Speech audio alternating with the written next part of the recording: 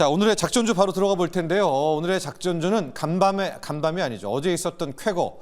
자, 대한민국 국채가 세계 국채 지수에 편입됐다는 요 이슈를 가지고 옮겨서 뽑아본 기업입니다.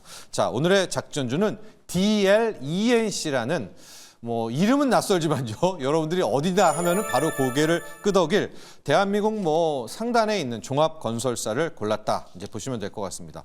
자, 왜 오늘 이 DLENC를 골랐는가? 앞서도 얘기했지만은 세계 국채지수 편입을 되게 되면은 한국 국채, 국채뿐만이 아니라 회사채, 은행채까지도 오게 됩니다. 그러면 금리가 떨어지겠죠. 금리가 떨어지면 시중금리가 떨어지고 시중금리가 떨어지면 주택담보대출 금리까지도 함께 떨어지게 되면 어디에 훈풍이 불겠습니까? 바로 이제 부동산 쪽으로 훈풍이 불고 오게 되겠고 실질적으로 지금 채권 시장에서 예상하는 것들은 미국 이런 거 금리 인하든 인상이든 상관없이 이제 우리나라 국채 10년물은 거의 3%도 깨질 정도로 2.8%대까지 바라보고 있거든요.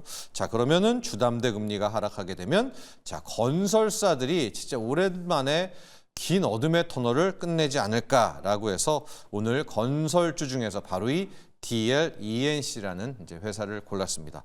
DLENC 여러분 이름이 낯설죠. 잘 투자를 안 하시는 분들, 잘 익숙하신 분도 있겠지만 우리 과거에 대림건설, 대림산업을 생각하시면 될 것 같아요. 그 대림건설이 DL 또 DLENC, DL건설 이렇게 좀 회사가 인적 분할하지 않았었습니까? 그럴 때 나온 게 바로 DLENC인데 DLENC, 대림이라는 브랜드를 생각하시면 되겠고요. 특히 주택건설도 하지만 플랜트도 함께 하고 있는 회사다. 이렇게 기억을 하시면 될 것 같아요.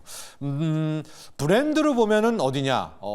두 가지 브랜드가 있는데요. 이제 보통 브랜드가 이 편한 세상이라는 그 브랜드가 DLENC고요. 약간 고가는 아닌데 또 다른 좀 고급 브랜드로 새롭게 출발한 브랜드가 아크로라는 브랜드고요. 우리가 아리팍 하지 않습니까? 반포 아크로 리버파크가 바로 이제 이 DLENC의 건설 브랜드다라고 보시면 될 것 같습니다. 올해 건설사들의 시공 능력을 한번 제가 표를 갖고 와 봤는데 이 DLENC라는 회사가 대림건설이죠. 대림 브랜드가 한 5위 정도의 시공 능력이 있습니다. 이제 실질적으로 보면 역시 삼성물산을 따라갈 수가 없죠. 삼성물산 같은 경우에는 자체 삼성그룹 쪽에 이 계열 물량도 함께하기 때문이고요. 그 다음이 현대건설, 대우건설, 현대엔지니어링, 이제 플랜트, 해외 플랜트 강한 쪽들이 앞까지 다 갖고 있고 뒷부분에 놓고 보면 HDC, 현대산업개발. 근데 국내 주택 시장에서는 거의 따라올 자는 없지만은 이게 해외 플랜트 쪽에서는 또 밀리는 거 아니겠습니까? GS건설, 롯데건설 이제 국내에서 강한 쪽들이 있고 그 중간에 5위에 DLENC가 있기 때문에 주택도 하지만 역시 플랜트까지도 함께 갖고 있는 이제 이런 점이다라고 보시면 될 것 같고요. 건설사가 좀 이제 힘을 내려면 아파트나 이런 지식산업센터만 지어서는 안 되고 공장, 이 플랜트를 지을 수 있어야 보통 제값받기가 나오는데요. 물론 이 DLENC도 몇 번 좀 실패한 경험 때문에 많이 플랜트 쪽을 축소하기는 했지만 아직도 LNG 쪽, 화학 쪽, 화공 쪽에서는 실력이 상당하고 특히 울산, 서상 화학 플랜트 같은 이제 그런 것들이 있었기 때문에 이번에서도 이제 주가 부분에서도 DLENC가 주택과 플랜트 모두를 갖춘 쪽이 아닌가라고 보고 있습니다. 상반기 좀 매출 보면은 영업이익이 935억, 매출이 거의 4조 나오는데 영업이익이 900억대, 영업이익률이 아무리 건설사라지만 2%대입니다. 이제 이러면 솔직히 그 제조업에서도 정말 못한 그런 마진 아니겠습니까? 거의 최악의 2년이라고 볼 수 있는데 이게 비단 DLENC뿐만이 아니죠. 웬만한 건설사들, 건설기업들이 다 이런 흐름인데요. 자재값 2년 동안 폭등했죠. 금리 계속 높았죠. 부동산 PF 나오면서 여기저기 메워야 됐죠. 또 거기 미분양 나왔죠. 이제 이런 것들을 고스란히 받으면서 주가가 한 7만 원대였던 것이 한 1년 반 사이에 29,000원, 반토막보다도 더 빠지는 그런 상황이 됐습니다. 자, 그런데 이제 상황이 좀 달라졌다 이런 거죠. 최근에 원자재 가격도 이제 높은 채로 꾸준히 안정이 되면서 상당 부분 좀 적응을 했던 그런 부분들이 하나가 있고 많이 뉴스 보셨겠지만 수도권들의 집값 안정화들 나오고 있고 자, 여기에서 이제 간밤에 세계 국채지수 편입과 함께 당장의 이 효과가 나오진 않더라도 선반영 차원에서 또 이제 금리 하락들이 채권 수요가 나오면서 나오게 된다면 3분기 이후에는 이미 시장에서는 실적 개선, 게다가 올해 영업이익 이제 상반기에서는 별 볼 일 없었지만 하반기 3분기, 4분기에는 거의 1,800억, 2,000억까지의 영업이익도 나올 수 있다. 지금 기대를 하고 있고요. 실제 하반기 주택에서는 10,000가구 가량 착공을 하게 됩니다. 또 여기 주택뿐만이 아니라 GTX-A, 또 울산공항, 부산 신공항, 부산 신항 이런 정도의 또 프로젝트도 함께 갖고 있고요. 해외 쪽으로 이 플랜트 부분 놓고 보니까 러시아하고 중앙아시아 밑부분에 1조 7천억짜리 지금 화공 플랜트를 수주를 하고 있다. 이제 이 플랜트가 원가율이라는 게 높아요. 그러니까 원가율은 우리 건설주 투자할 때 꼭 필요한데 만약에 92%의 원가율이다.